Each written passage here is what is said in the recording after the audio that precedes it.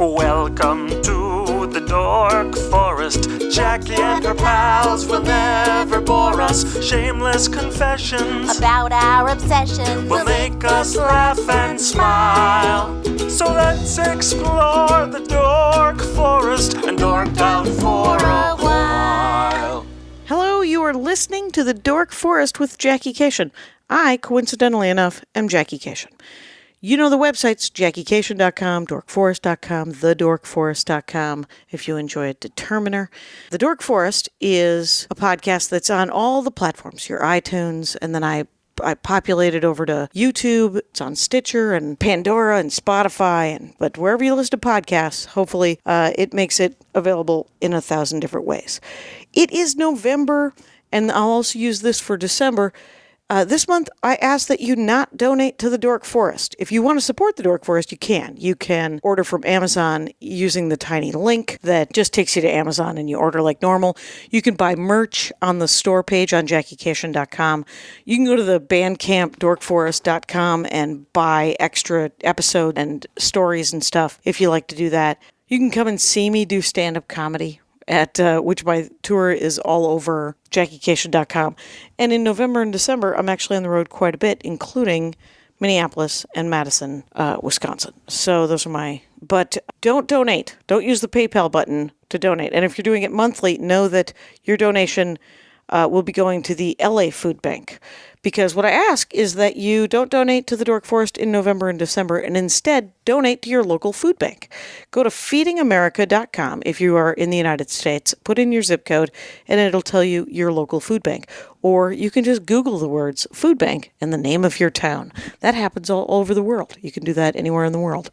But just for these 2 months, just help people around you. That's all I'm saying.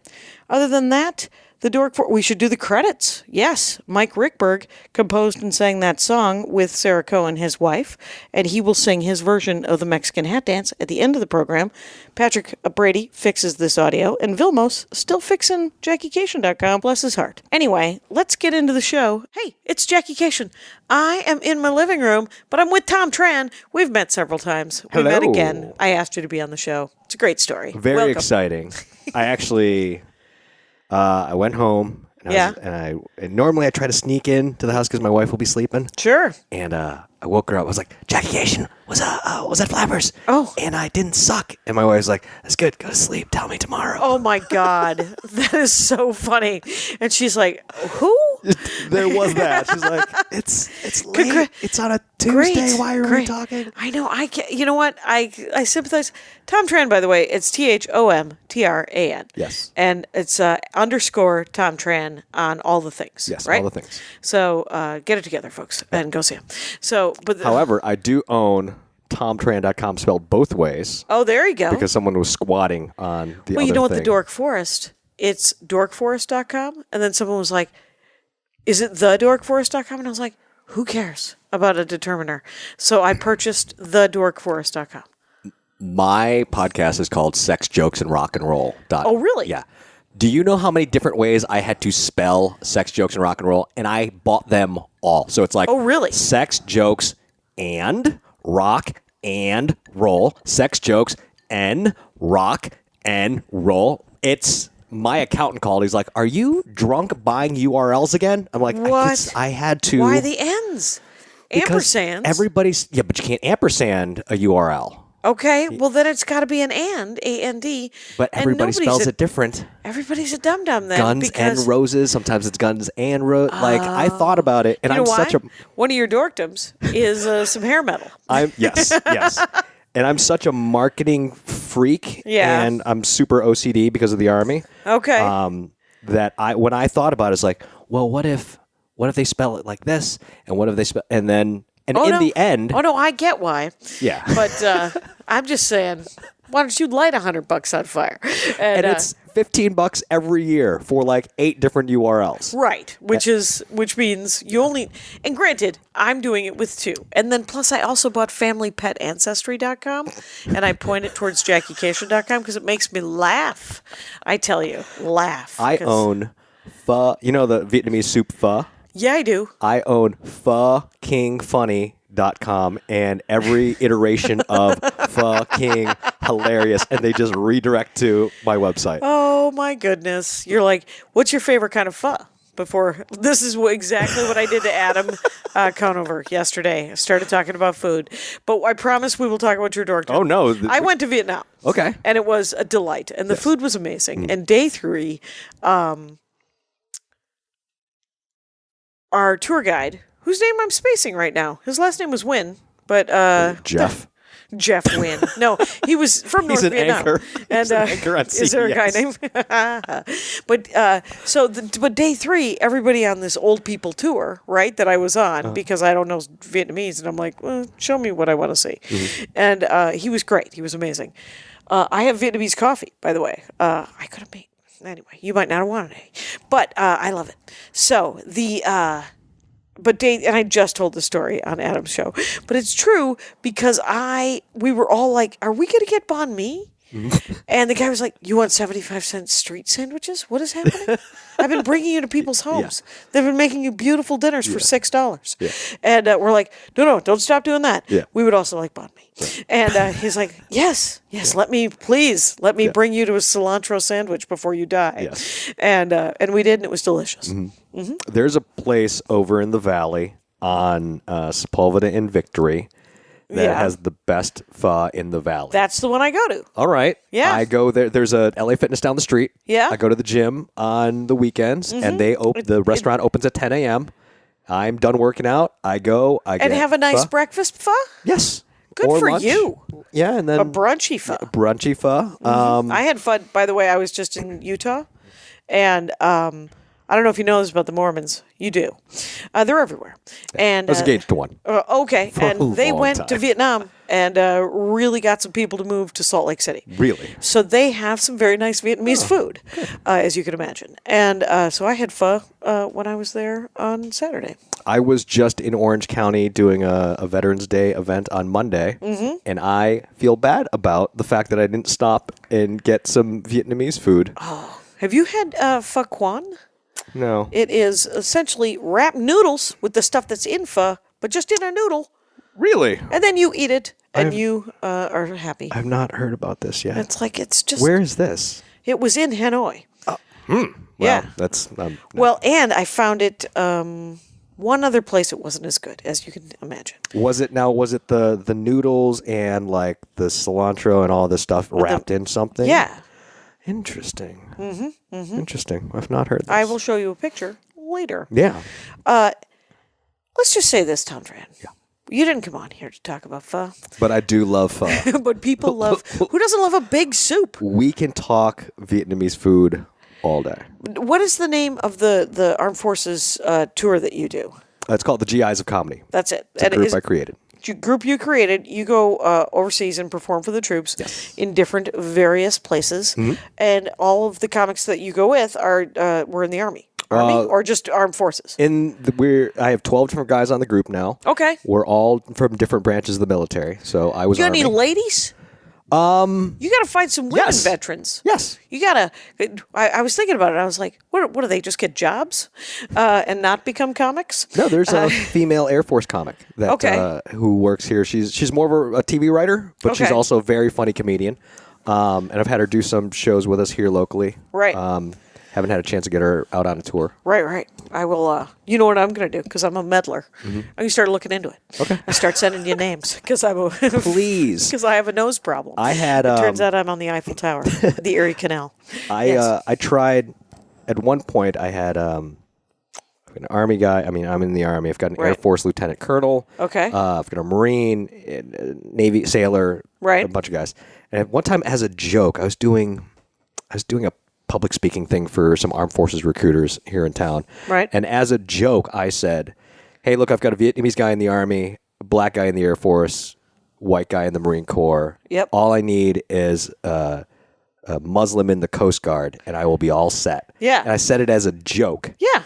A couple days later, I get an email from the head of Coast Guard recruiting on the West Coast. And he's like, if anybody knows of a funny Muslim Coast Guardsman, email Staff Sergeant Thom Tran. And I'm like, oh, that was a joke. And yet, guys. you're like, I don't know. But I'll take it. What the heck? Yeah. You can get me one. And mix it up. Because you know what? Maybe there's a Muslim guy in the army who doesn't get any jokes. So now he gets a guy who tells him jokes that he can relate to. I think that's why our group has been successful, because we can make things relate to not just people in the military, but like I do a lot of the same jokes. Like I'm going to be at Hermosa Comedy Club tonight, and I'm probably going to do most of the same jokes tonight. Right. Well, that was so funny because I just came back from one of those things, and with Vargas Mason, you know Vargas, right? Vargas gave me my first spot in L.A. There you go. And but I was like, I'm just gonna, I'm not gonna. It's so funny because sometimes Vargas will book it. He'll say, "I need it to be PG-13," and I was like, "Yeah, that's what people in a war zone want. They want you to not discuss their balls." Yeah. But and I don't really have those jokes, right. But it's. Yeah, the jokes are pretty much the same wherever I go. I may have to go to the vault, to kind of mix it up if the crowd's, super young or super old or super whatever. I referenced The Greatest American Hero on a show once. I was like, okay, maybe this will work down at Comic-Con. Exactly. Where people will know that reference. People are 40, yes. which will also help. If you're my friends, basically. The last run I did, I don't know why. Because I want you to like me. That's why. So the last run I did, everyone was so young that I ended up writing a pro condom joke. By the end of the run, I still do it. I'm like, yeah, people need to hear that the condoms are the way to go. Right. And it was so funny. By the third time I did it, I would watch. I would sometimes catch an officer in the back going, yeah, just nodding, yeah, fucking tell these little shits. Yeah. I'm sick of hearing about their sores. Yeah. And so. Combat medics love going out into the field. Like, I have a buddy that's a medic, and like when you're garrison in the States, combat medics, a lot of time they think, oh yeah, it's going to be a lot of running and gunning, saving guys on the battlefield. But we're in their states, when they're home training, it's a lot of, hey doc, what's this on my dick? Right. What's this other thing on my dick? Yes, and then you get down range, and you still think you're going to do a lot of like Black Hawk Down, running in, saving guys. There's still a lot of, hey, what's this on my dick? Like, what are you having? What are you fucking in the middle of the desert? What are you doing? Where? Yeah. Where did you find that sandstorm? Can I swear? Sure, okay, please super. do. And but my dad was a Navy medic who was lent to the Marines, and famously, in my mind anyway, has consistently always said, "Did you know the Marines get their medics from the Navy? I didn't." And then he spent 6 years. That's what they're called. Yeah, right. It was like he spent 6 years with the Marines. He was like, I was not anywhere near being a Marine. Yeah. They were really cool guys, though. Yeah. Anyway, but he spent most of his time delivering babies and dealing with car accidents in San Diego. God loves medics. So he did. I was like, did you deliver any of us? And he said, no, I didn't want to give you the illusion that we'd be there for you. Right. And I was like, oh, wow, out loud. Anyway, speaking of heroes, let us discuss, finally, your dorkdom. Because we are 10 minutes into this thing. What, Jackie? It's actually 11. The Flash, Barry Allen, and the other iterations of the Silver DC Age Flash. Yes. Flash. I love the Flash. And I think I love the Flash for the same reason I love Van Halen. Like, right around that coming of age time for me, like 91, 92. Okay. Where they say, like, whatever it is that's in your life when you're 11, 12, 13 years old, that is the person you're going to be. Okay. And, like, I was always a comic book guy, but, I think at that time, like, Barry Allen had been killed in the comics. Like, they were doing a different iteration, but John Wesley Shipp, there was a CBS series, live action series back in 91. Yes, with John Wesley Shipp, who played the Flash. It lasted one season. That's why I didn't know. Okay. Yes. It got moved around. It got screwed infamously because the Olympics were happening. Oh. Yes, so they kept moving around. So it was like on a Thursday and then on a Monday and a Sunday. In 91, people had VCRs, but it wasn't. It wasn't like they now. weren't sort of the user interface. Right. You had to know exactly. Yes. It wouldn't look. Right. Just for anyone out there who, how your DVR looks for the show. Yeah, it wasn't happening. Yeah, there was no looking. There's no not DVRs. in 91. Yeah. So, the Flash was my jam, and that's when I read comics. Excuse me, I read comics, and then I discovered girls, and then just did more girl stuff. Right. And then the Flash happened right around that like coming of age period, and then the Flash just became my jam. And it was just He's your superhero of choice. I literally have a Flash museum in my house. Okay. It's What various, is in your Flash museum? I have a Flash ring, which infamously the Flash wears a ring, and Does his the costume pops out of the ring.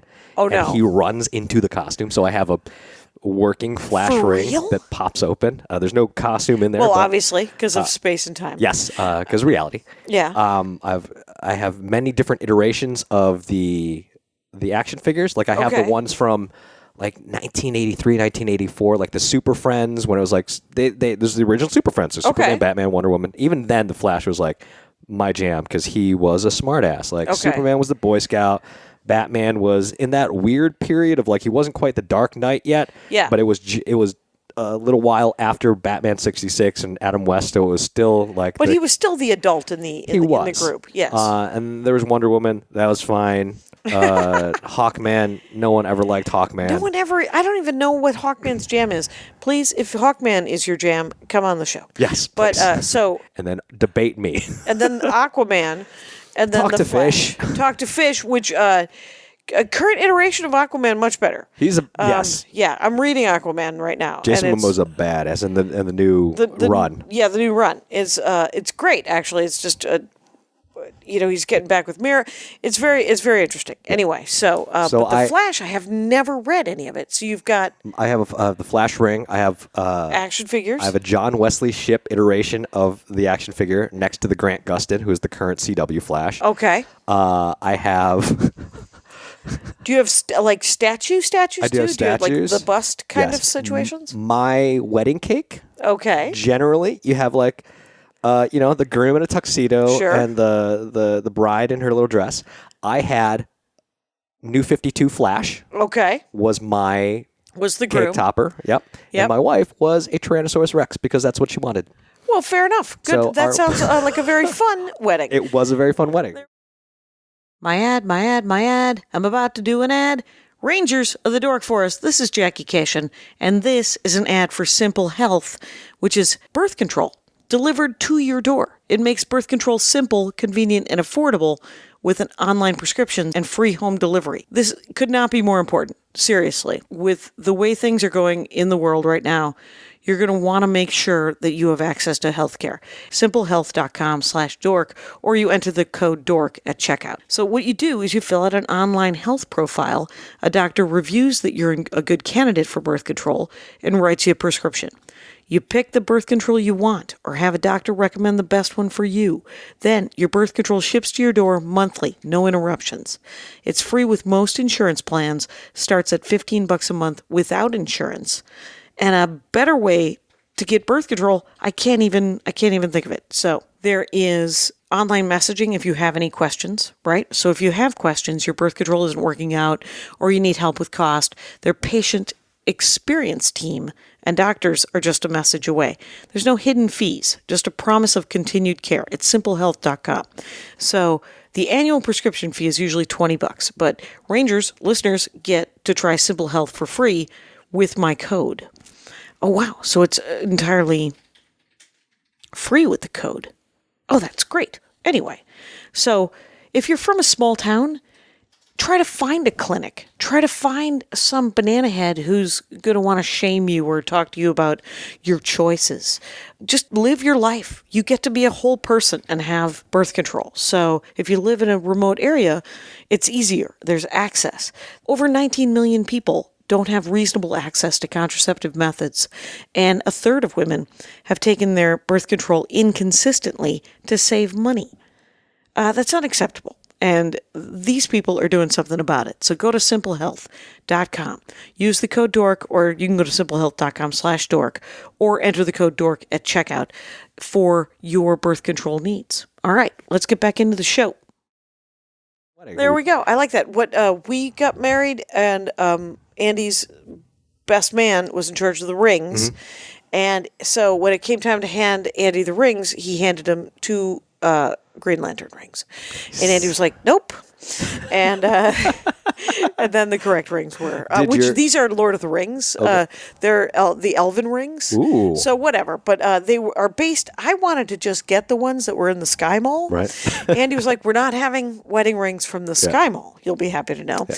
We're getting them made with white gold. And I was like, oh, that's very pretty. Excellent. So, and now the Sky Mall is no more. They might be even of more use, of more, I know. value. Have you ever bought anything from Sky Mall? Yes. Yeah. Yeah, I believe I bought, it's not there anymore because it's Halloween's way over, but a zombie coming out of the earth. Yeah. It was like $100 and it was like 10 years ago I bought it. I bought one of those inflatable blow-up pillows where if you put it on the tray on the airplane, like you could sleep on it. Really? And I bought it for my first overseas tour in 2008 to go to Iraq, and I goddamn left it on a plane flying back. Of course. So I had it, and it was the most uncomfortable thing. Like you had to. I thought you were going to revisionist history that it was the greatest thing in the world. Worst thing. Like in the catalog, it looks so great because it's, if you can imagine, you put the tray down in front of you, right, and you blow up this kind of triangle-ish looking air pillow thing, and you put it on the tray for people who are trying to imagine, and then you just put your face on the side of it, and the guy looks so peaceful. Yeah. And it was the worst goddamn thing. Not so. I think it cost me like $80. Someone's $80. I think that's what it cost me. Yeah, but in my mind, bad. I was like, I'm flying back to Iraq this time, not to shoot things. So maybe I'll have a pillow with me. Exactly. I'll have luggage to hang out with. Worst thing. Oh my God, that's so funny.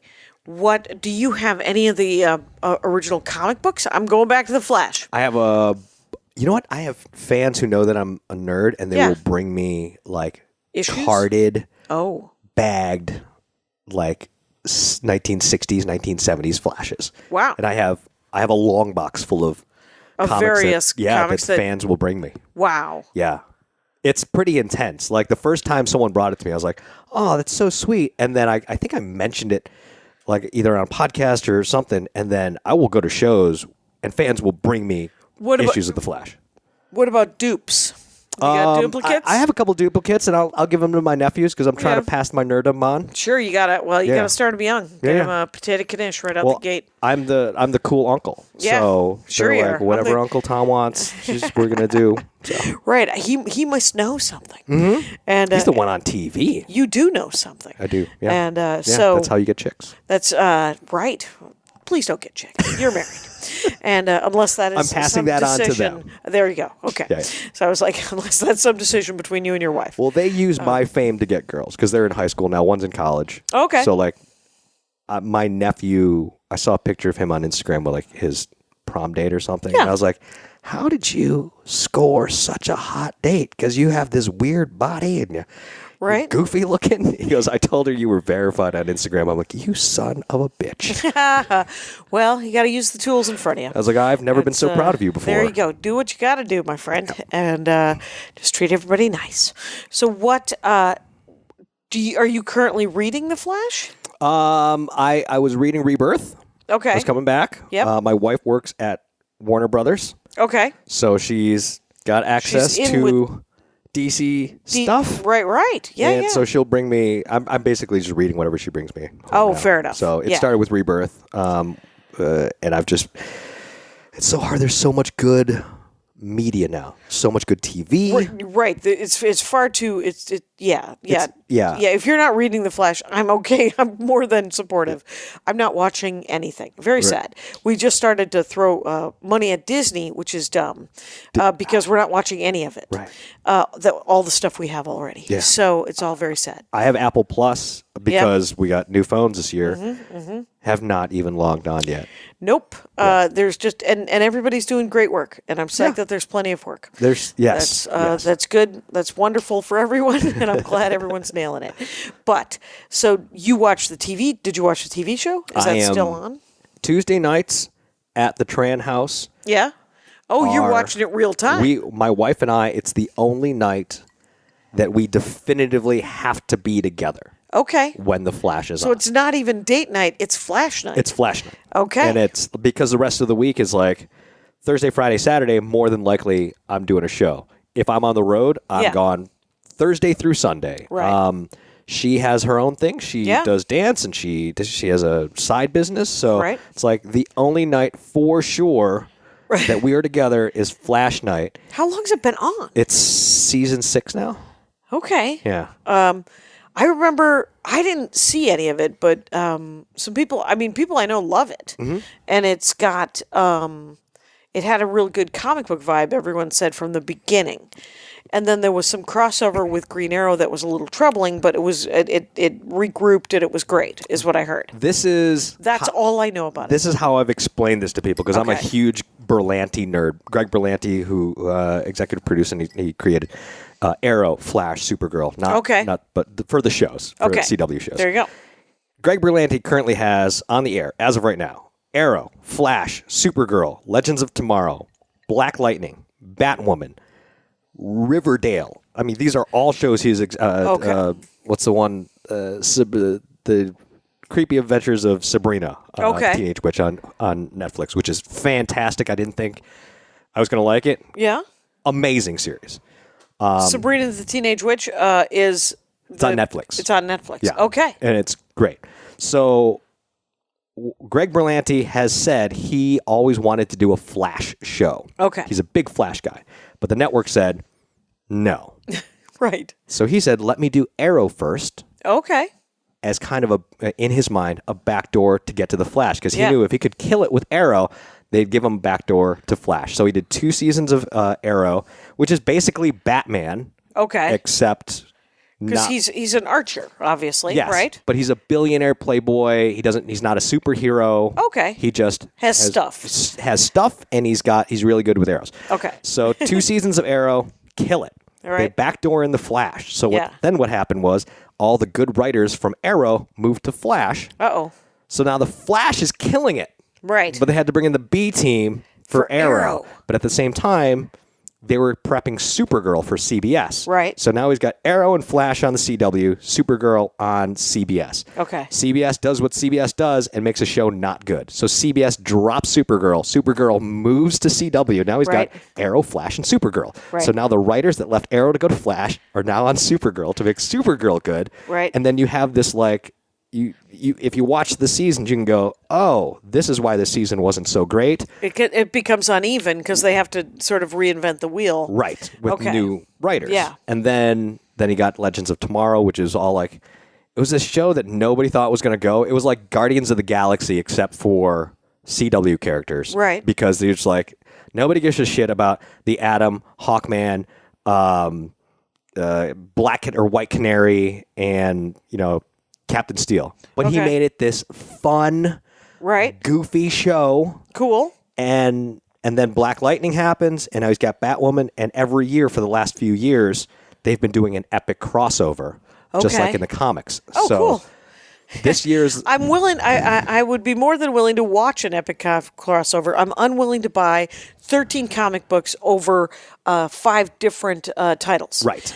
Because that is confusing and expensive. Yes. Okay. So this year is actually the last year of Arrow. Okay. 8 seasons. 8 seasons. Stephen Amell's done. Okay. So this year, the crossover is in Crisis on Infinite Earths. Oh, wow. And it is across all 6 shows. Okay. So you have Arrow, Flash, Supergirl, Titan, or Legends, Batwoman,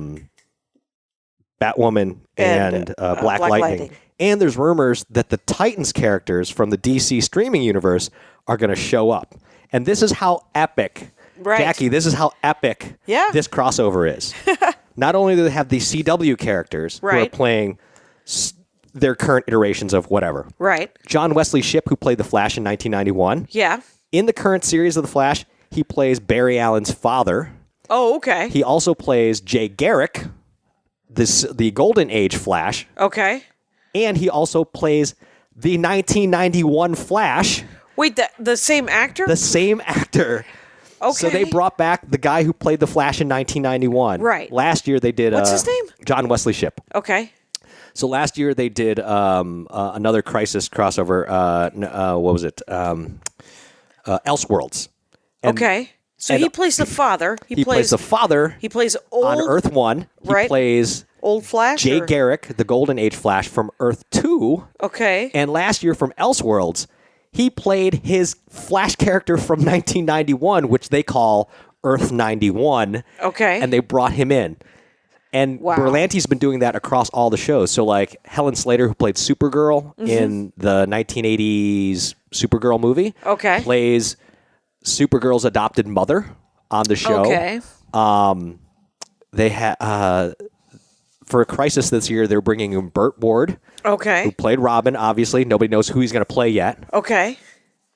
They teased a photo from the crossover that said, billionaire Bruce Wayne marries heiress Selena Kyle. And the photo of Bruce Wayne that they had was Michael Keaton's Batman 89 Bruce Wayne. Okay. So they are bringing all of the characters from all, like, they're reaching Tom Welling from Smallville is coming back to play play Clark Kent. Okay. I love this. John Cryer plays Lex Luthor on Supergirl, but also he played Lenny in Superman 2. He was Lex Luthor's goofy nephew. Okay. So now he plays Lex Luthor on Supergirl. And wait, John Cryer plays Lex Luthor on Supergirl? Yes. It is. That is interesting. Epic. And the thing is, Berlanti loves these characters so much. I love John Cryer so much. Yes. I've always enjoyed John Cryer. He was on that 2.5 Men business that Forever. I couldn't watch. It turns out that wasn't made for me. So I did. Me. Well, and fair enough. Good to know. Because it was made for my brother. Yeah. One of my brothers who thought it was dumb but funny. And I'm like, well, just the first one. Anyway, but people loved it, and I was like, that's fine. If you like it, it's for you. I always watch the last 5 minutes because it came on right before Flash. Oh, hilarious. But John Cryer's Lex Luthor, that does sound, when is that? The Crisis starts, the season's already started. The season's five episodes in, but the Crisis will start December 8th. Okay. And then it spans across all 5 shows. So it's like 5 hours worth of TV. So wait, is The Flash an hour-long TV show? They're all hour long. Okay. Yeah. Okay, so they're not sitcom length. They're full hour long. They're full. Okay. They're full on. And they all have their own character show-wise. I mean, like... I watched the first 2 seasons of Supergirl. Okay. Because not the greatest seasons. No, I actually... maybe it was the first 2 seasons when it came over to CW. Because what I liked was... what's-her-face who played the mogul, her boss? Oh, Ally McBeal. Ally McBeal, yes. So but not really Ally McBeal. But obviously, that's the character's name that she played in the 90s. Yes. But she frickin' was my favorite character. Mm-hmm. No, hands down. Cat Grant. Cat Grant was the name of the character. Yeah. And it's funny that I can remember both of her characters. I can't remember her actual name. Exactly. I stopped watching Supergirl when Jimmy Olsen got superpowers or started fighting crime. Yeah, he whatever. became Guardian. Yeah, and you're like, whatever. Yeah. Even though I am reading Jimmy Olsen right now, and Jimmy Olsen, being written by Matt Fraction, is very funny. Mm-hmm. So, because he's an idiot. Anyway, so. But that's also Earth 38, so it's not Earth Prime. Okay. It's whatever. Yeah. No, not whatever. What is? I know that didn't DC combine all the Earths into one? They did with Crisis on Infinite Earths when Barry Allen died in the comics. Yeah. And that's when Wally West took over. That's when all the multi-years thing. Because what's great is Greg Berlanti has done that. He's doing all the multiverse thing. Like Flash, they're constantly going to like Earth 2, Earth 3, Supergirl's on Earth 38. Oh. So with Crisis on Infinite Earths, and here's the thing, Black Lightning technically is not in the Arrowverse. They've never mentioned Black Lightning. He's never mentioned any of the other characters. And is he supposed to be in that same town? He's totally different town. Okay, that's the good news. They might not know each other. Right. That'll happen. But he's showing up in the Crisis, which means this could be CW's way of going, okay, just like with the Crisis on Infinite Earths, where we put everything into one continuity. Right. Which was so convoluted in the end anyway, because they wound up breaking the universe again and doing the rebirth. Right. They had to. Like New 52. It was so. But they're giving it a shot. They're giving it a shot. And if I trust anybody, I trust Greg Berlanti because That guy loves it, and he I have loves it so much. Right, and he really seems to really have a good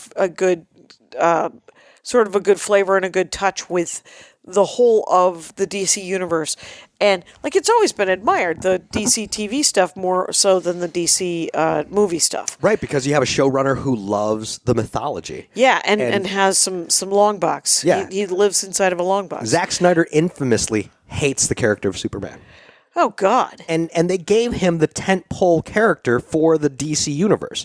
Like, he didn't like Superman. He wanted to do Batman. But just like Berlanti, they were like, you do Superman first, then maybe we'll give you Batman. But he hates Superman. the character of Superman. So he did a bad job. He did a terrible job. And that's why Yeah. the DCEU is, they've effectively shut it down. Right. Because they wanted to do... You know, I watched Aquaman on the back of a chair on the TV on an airplane, and I didn't mind it at all. It was fine. I thought it was fine. I thought it was good looking, and I thought it was. James Wan did a great job, and I thought it had a lot of potential. Is what I really thought.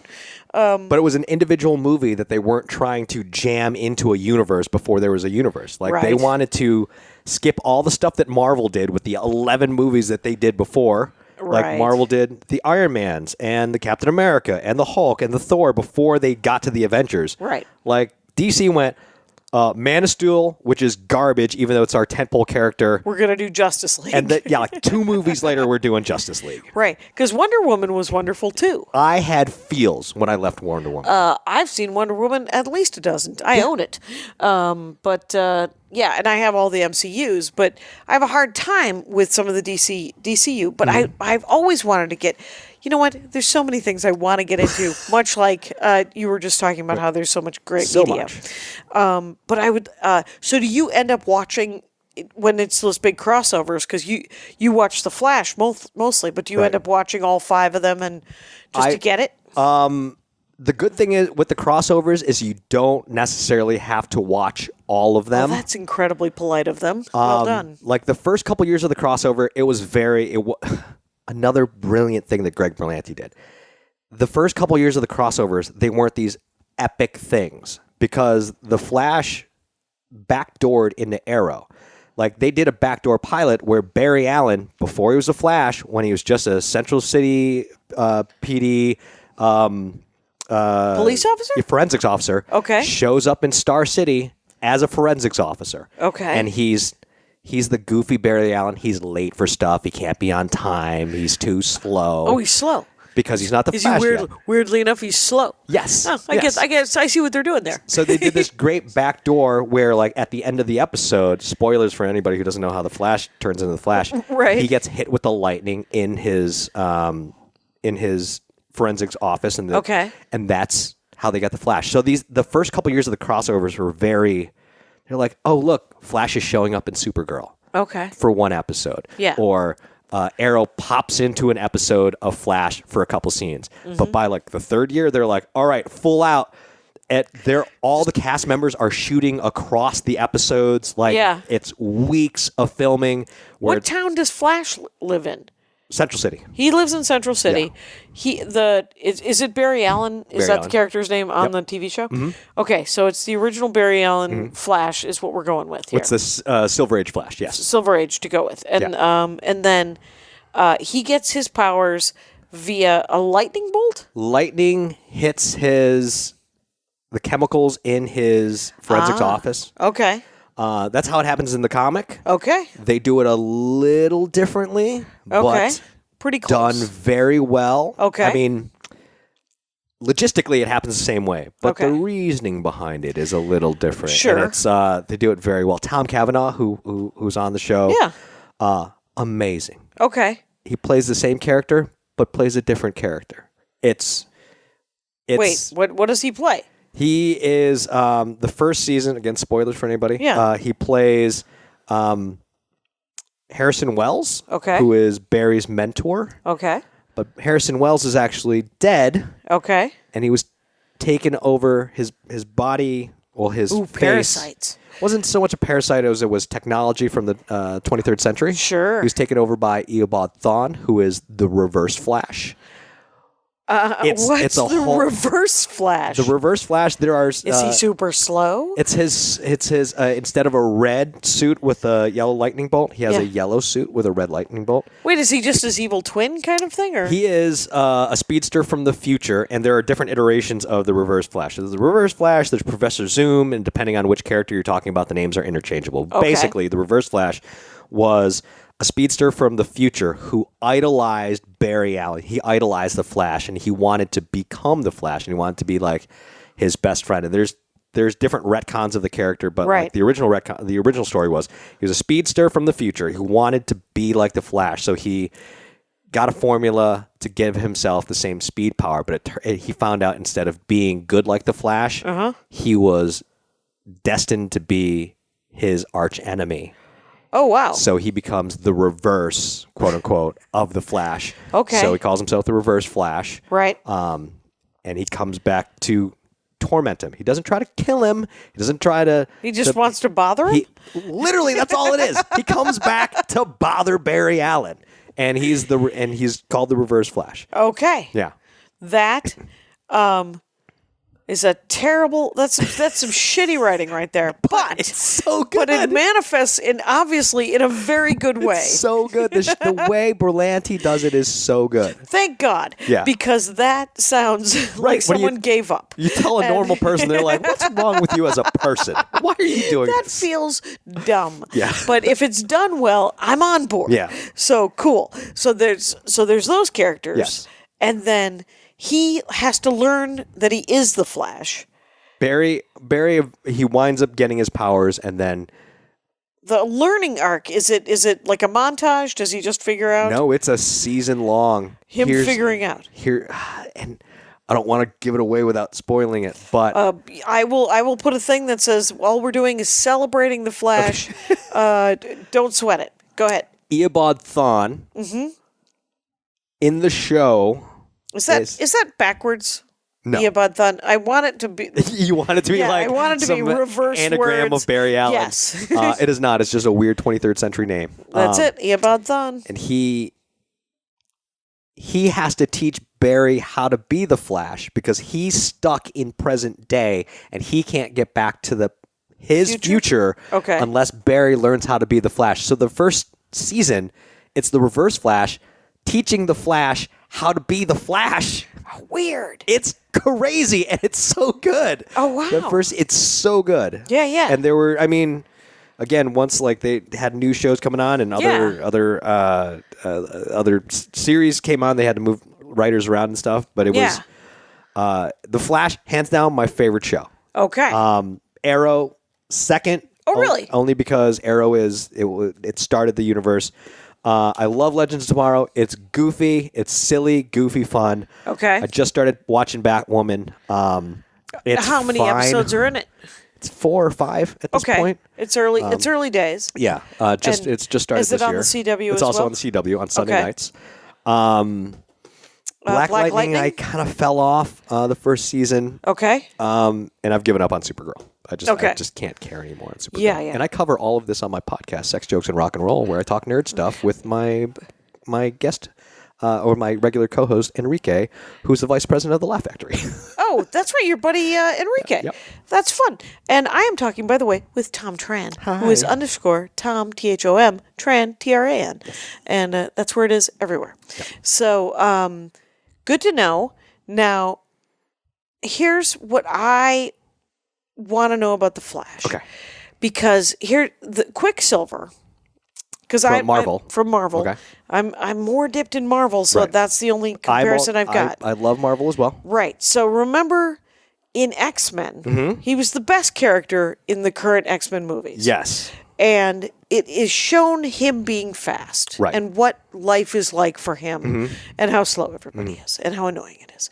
And so when he does stuff fast, they slow everything down. They play a nice old rock tune. Right. He jams around to it. He makes things different. Love the way they did that. They did an amazing job. How do they manifest it in the Flash? It depends on the scene. Okay. It's a lot of, it's TV, so the money isn't there. Right. Like, famously, I think that scene in X-Men where he's running around, like the first time we see that, took a month to shoot. Literally took 30 days to shoot because Really? they needed super high output bright lights. Yeah. And it was like, obviously they're shooting in high speed camera, but that scene took 30 days to shoot.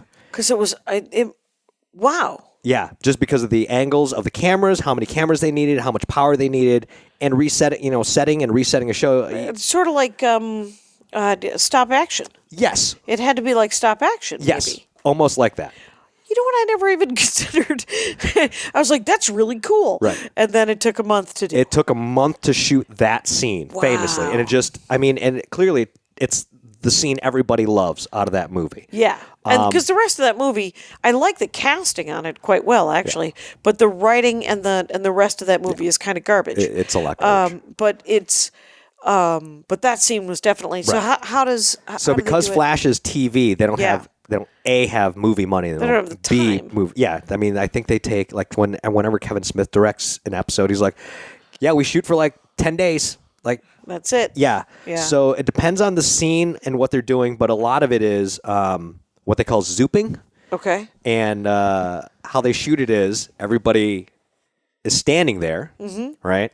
And one scene, it's again almost like stop motion, where it's like one scene Barry isn't there. Yeah. They hit pause. Yeah. And then he runs in. He's like, oh, and they call it zooping on the show. Oh, right. And the crew. But that makes sense. 1 second he's there, the next second 1 second he's not there, the next second he is, and he's got to zoom away at the same way. Right. Same deal. They shoot it with him there, and then they pause, and then he leaves. And they have some special effects, and it's good for TV, but it's not. It's very much like. It's a lot of that. Yeah, they don't do the slow motion thing.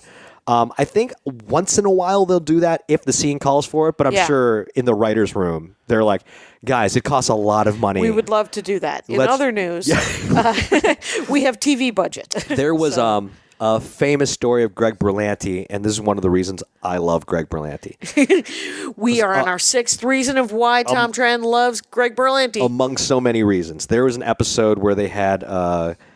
Gorilla Grodd, who is one of the Flash's infamous characters. He is a big telegraphic. How do you spell Grodd? Grood, or is that Grood or Gr? Yeah, Od maybe, and whatever. I get it. But he is this big telegraphic gorilla. Yeah. And infamously, he has something called Gorilla City, and the way they had written it, because again, TV money, TV budget. There was an episode where he was going to Gorilla City. Okay. And the way they had written it, because they were thinking about budgets, God bless the writers for doing this, but it was just a jungle and a sign that said, "This way to Gorilla City."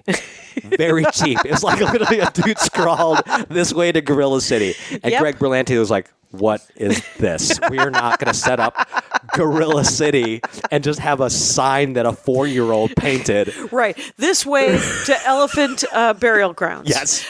Wow, that would ruin every Tarzan movie ever made. So Berlanti goes, "How much money do we need to make this happen?" He goes, "Take it out of my salary." Oh, really? Berlanti was like, "Look, whatever it's going to cost to digitally, at the very least, digitally create this city. Right. Take it out of my salary. Right. Don't use the special effects budget. Right. I'm going to pay for this because there's no way I'm going to let This Way to Gorilla City fly." Yeah, that will reflect poorly upon him. When I heard that, I was like, "Oh, I want to hug this man. I just want to make it Have creepy." you ever got to meet him? No, but my my wife's boss. Okay.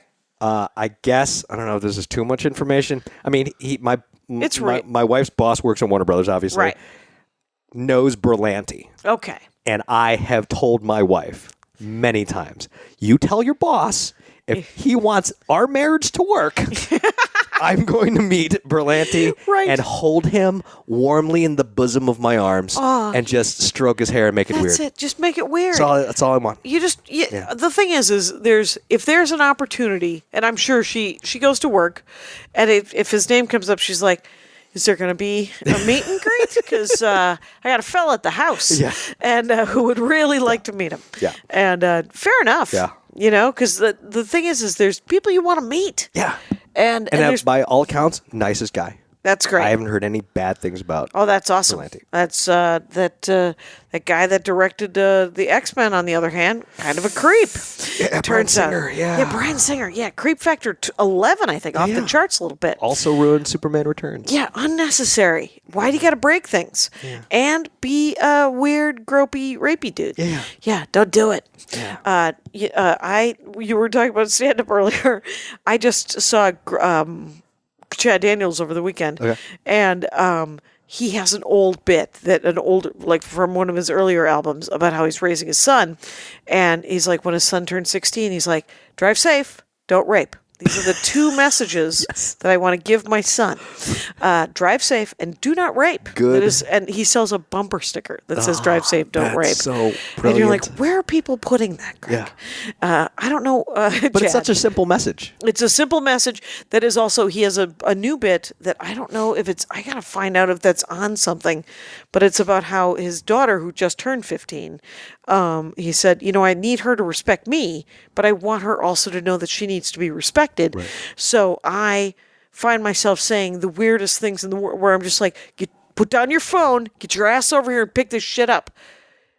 That is okay for a father to talk to a daughter like that. It is not okay for a boyfriend. If a boyfriend talks like that, you leave his ass. Right. But get over here and pick this shit up. And and then he does this great bit about it. It's very funny. Anyway, so I don't know. So we're in 6th season with Flash. 6th season Flash. So you think it'll be 2 more seasons? You know what? That's as long as at some point my agent gets me on that show. Yeah, I don't care. You don't care. As long, I want it to go on. You want to be in canon. I want it to go on as long as like 3 of my friends are on that show. Okay, and guest were they star your roles. Friends before, yes. or did you somehow meet them no. afterwards? So there you go. One of them. There you go. What do two of them have been on my podcast? Okay, and both of them refused to tell me that they were going to be on the Flash because they knew I was going to be like, take me to Vancouver. I'll take my own flight. I'll be your assistant. I just want to sit on that. Let me just sit on the set. I'll just take me up there. Please. I won't talk. I won't say a word. I'll just sit here. And they're like big guest stars. Okay, what did they get to play? One of them was Goldface. Goldface is a villain. He's a bad like guy. A villain. And his my friend who played Goldface, his name is Damien Poitier. Okay. He also played, famously, you will like this. Yeah. Remember at the end of Avengers, the first time you saw Thanos turn his face and he grinned? Yeah. That's Damien. Oh. That he got cast for that before Brolin. Before Brolin. Yeah. Yeah. And okay. And then he also wound up in, I want to say, was it Civil War? Okay. But he got his ass kicked by Scarlett Johansson. Excellent. In, I think it was Civil War. Yeah, it was Civil War. Always fun. Yeah. Always fun when the Black Widow brings it. Mm-hmm. And my other buddy, Mark Valley, who is a very successful actor, he is also an Army veteran. He was a captain in the Army. Mm-hmm, mm-hmm. He had that show on Fox for a while called, oh God, why can't I remember the show he was on? He was another DC character. Mark Valley? It's the man's name. Yeah, Mark, he's the actor. That's his real name. What did he play on The Flash? He played the lawyer that put the Flash in jail. Oh, really? Is that recurring? No, it was a. He could come back. That's the thing about it. Arc. Okay. I mean, he was a guest star for 2 or 3 episodes. Was he kind of a douchey kind of lawyer? Or was it douchey? Or was it just a misunderstanding? No, he played a very specific character because the lawyer he played in the comic also put Barry in jail. He was. It was during the trial of the Flash storyline. Okay, where I don't know that one. Barry was being tried for murder because he killed. Did he? Somebody. Did he kill him really fast? He did.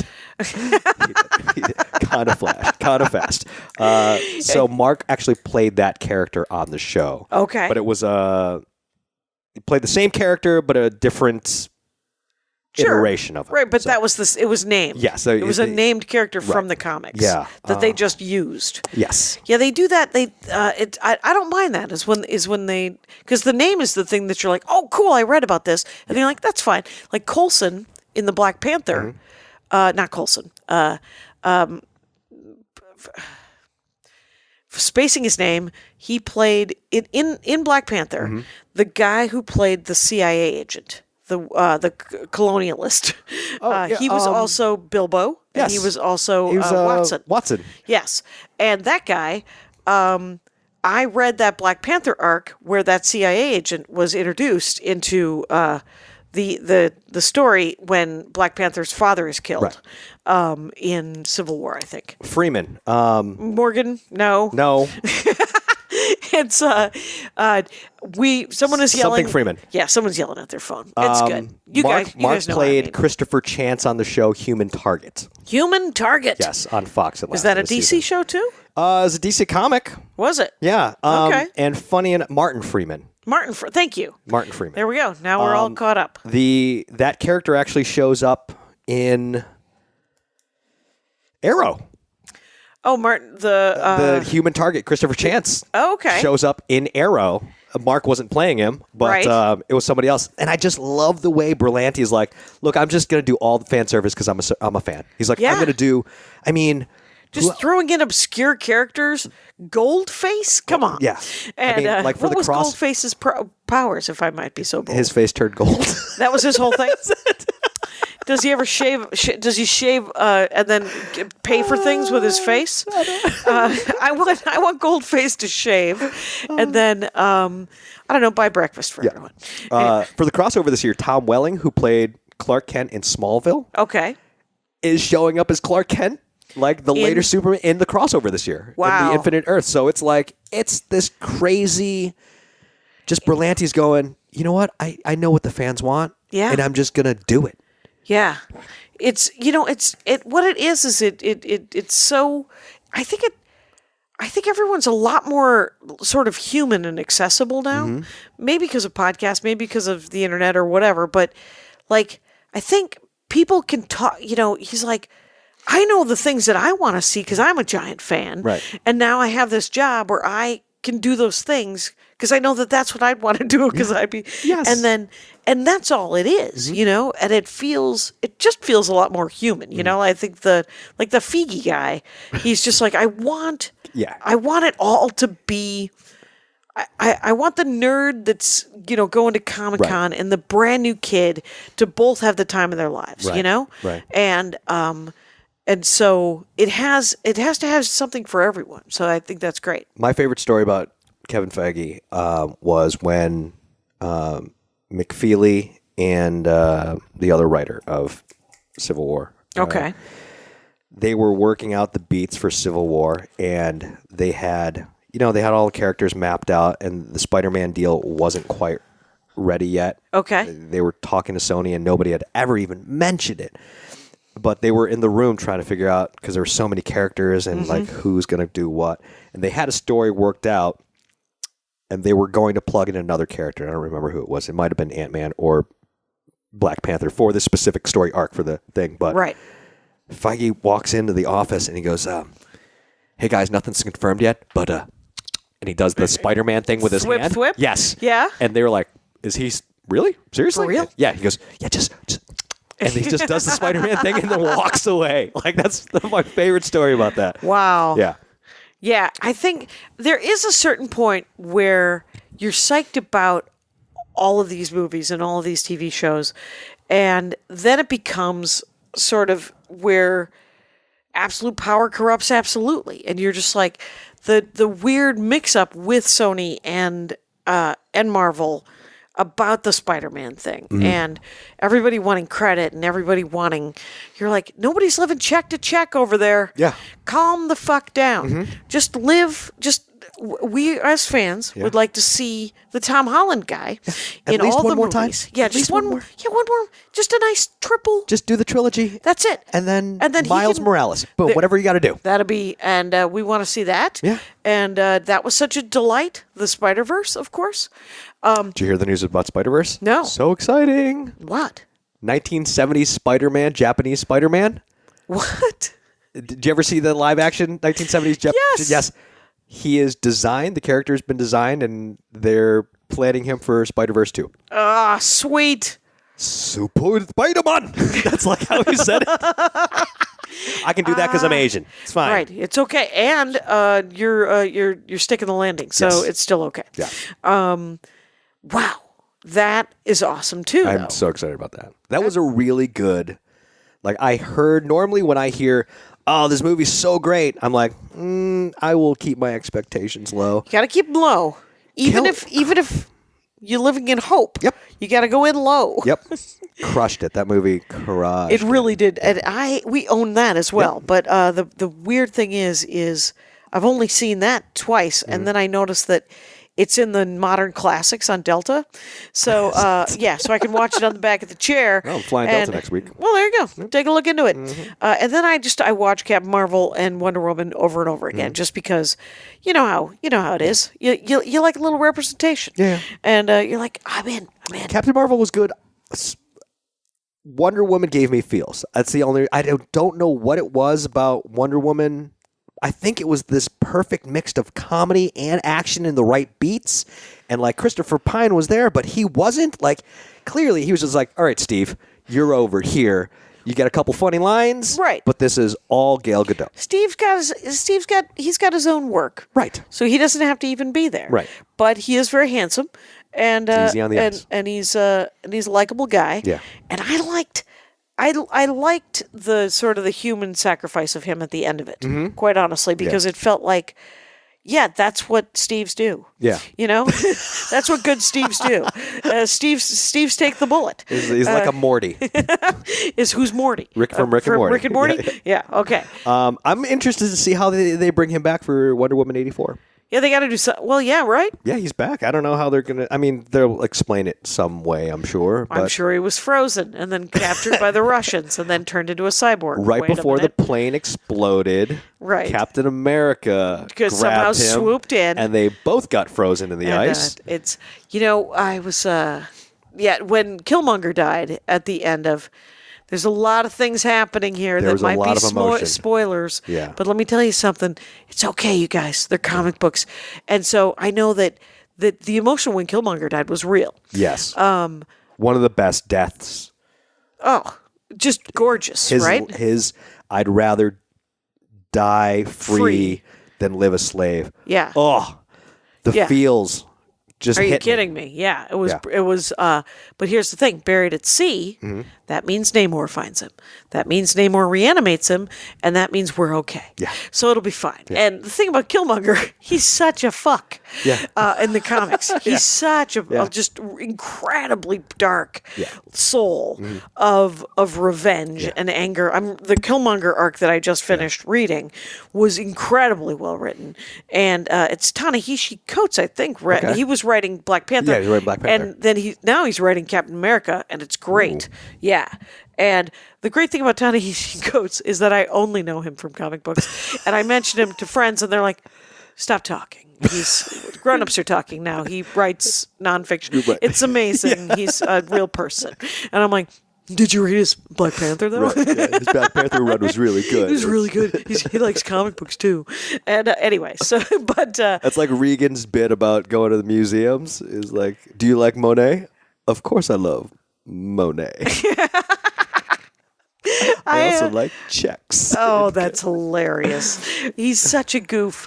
I just worked with him, but one of his old jokes that I think is probably on one of his specials already, so I hope I'm not ruining.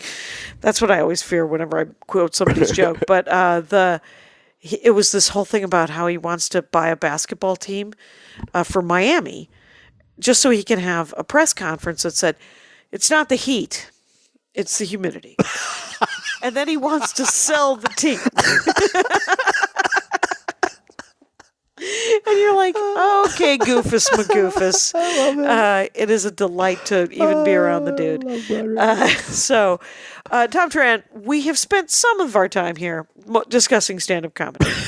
And we're pushing an hour. Okay. And I just want to make sure everybody knows it's _Thom Tran, THOM. TRAN, and you do stand-up, you go over, you perform for the troops. Thanks for that, obviously. It's a cool thing to do, and it's a cool thing to do. Yeah. So, thanks. As a former soldier, you give back. Yeah.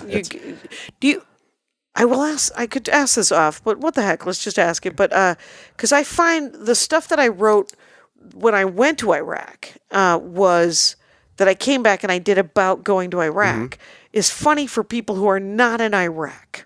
Right. But if you go back to like whenever I go into sort of a war zone where people are genuinely, they're like, well, they don't want to hear those jokes. They want to hear different jokes. I find that. Did you go more? I've been 3 times. You go.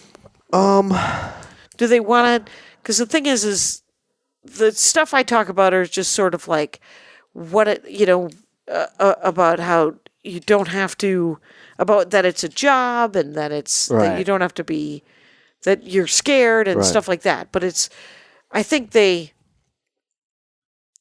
troops that I've seen since writing those bits were just like, yeah, we're living that right now. Yeah. If you could write a joke about dogs, that'd be great. Yeah. Yeah. I mean, it's such a different situation when you're downrange, meaning overseas, or when you're home garrison, because it's a different life. It's very much like, and I hate always having to quote this garbage movie because it is a garbage movie, despite the fact that it won an Oscar, The Hurt Locker. Oh God, which everyone has watched 1,000 times. I have never seen it. It's as a soldier, as a combat soldier, and I was a consultant. I was a military consultant in Hollywood for many years, working on projects. It's a garbage movie. They could have had a better military consultant, because I spent the entire time sitting there going, "That's wrong. That's wrong. That's wrong. That's wrong. That's wrong. That's wrong." Like instead of like being able to watch a movie. Yes. Yes. Which my wife hates it. She will not watch military movies with me. She's I'm sure she's just like a goddamn movie. Right, we're just trying to watch a movie over here, but fair enough. There's but there is one a good line. scene that is perfect, and it perfectly describes life after combat. And it's the end of the movie when he is in the grocery store and he's just like looking at an aisle full of cereal, and he's looking back at the other aisle, and it's just like, this is life. He's like, I just came back from a combat zone. I just came back from life or death, 24/7, 365. And now I'm standing. The most important decision I have to make right now is like what cereal to get. And that's a real thing that we feel when we come home. Yeah. I just got goosebumps, man, because that's fascinating. Because it's no one prepares us for that. What life is going to be like after you come home from war. Because people talk about that flip that switch that gets flipped when you go from, we call it from safe to semi, which is means on our rifle we go from safe to semi-automatic, ready to fire. But you get on the ground and you're deployed, it's like you're going safe to semi and you're riding high on adrenaline 24/7. Because if you don't, you're dead. I used to tell my soldiers all the time, complacency will kill you. Do not get used to whatever this is. Like at any point, someone's going to start some shit. So be ready all the time. But then we come home. Oh, how do you turn that off? You don't. There's no turning it off. I've been home from Iraq since 2004. Right. And there's no turning. Like I'm still like I don't hyper aware for 15 years. All the time. Yeah. I sit with my back against the wall. I have to be able to see the door. I walk into a room. I know what the exits are. I know what the entrances are. I was on a cruise with my family last year, which I hate. It was a prison boat, and I tell my friends all the time, if I Were you doing stand-up? God, no. I told my family, because it was a family reunion. No one. Yeah, I was like, if anybody asks you what I did or what I do, I'm retired. Yeah. That's it. Don't tell anybody I'm a comedian. Don't tell anybody I work on in Hollywood. But they didn't understand how much that was affecting me, because it was a boat for 7 days with 5,000 people. Yeah. Who were mostly drunk. Yeah. And I had to sit my dad down one time, and he's a combat vet too. He was a prisoner of war in Vietnam. Right. I told my dad, I was like, yo, man, I walk into a room, and my first thought is, if shit goes sideways, who do I kill? What order do I kill them in? What's my exfil? But the problem is, I'm on a boat. There's no exfil. Unless I'm taking if shit goes sideways, I got to take one of these extra. And like those are scenarios that run through my head when I walk into any unfamiliar situation. Did your dad have anything good to say? He was like, oh, yeah, we should have thought about that. I'm like, yeah, you probably should have thought about that. Because he's been home, he escaped from the POW camp in 78, 79. Right, so it's been 40 years. Yeah. But 40 years later, you've got to learn how to pick cereal, right? Yeah. I mean, but it's just like, Yeah, it's like anything. Time doesn't heal the wound, but it makes it more bearable. Because the war's still going on. I still have friends who deploy. I still have friends who are dying all the time, and it's not. There's like my wife knows this is. My wife does. She has a church group, and but she never makes me go to any of the things. Okay. And one time, her friend goes, how come Tom doesn't come to any like events, like picnics or whatever? And she goes, he doesn't like people and he's kind of a dick. Which is that's her way of joking about it because she doesn't want to be like, look, he's going to freak out. He doesn't want to be around like the group of people he doesn't know and things could go bad. Like, you don't want to be uncomfortable. Yeah. And she understands that. So like a good comics wife. So what do you do in stand-up? I mean, there's green rooms and there's like, I'm not particularly good with crowd. I mean, I'm fine. Yeah. I don't have that. Yeah. So, what do you do? Do you sell merch? Classic. I do, but it's almost it's a different situation where because you're at work, I'm on stage and there's a table. The crowd is directed at me, and I am well aware of everyone and everything in the room. Right. If I'm standing there selling merch, my back is against the wall. I have one of my friends next to me. I have one, and I know exactly there's which door way. guys and there's people and. But I'm still hyper vigilant. Yeah. Like I did a corporate event the other day where. Better you than me. It was good. It was actually really good. There's a line of people who came talk to me after, but it was like. I had just gotten off stage. Yeah. I was like, hey, guys, can we move this to a little more secure location? Yeah. And like, it's fine. Like, I'll talk to everybody. I stood there for a half hour talking to people. And actually, one guy went to school with Scott Kennedy. Oh, really? Yes. That was an amazing little, like, he was like, hey, I went to the military academy in Roswell, New Mexico with Scott Kennedy. Aw. And I was like, it was a very touching little. Yeah, because Scott was the guy who took me to Iraq. I posted the thing just so everybody, Rangers, you can know.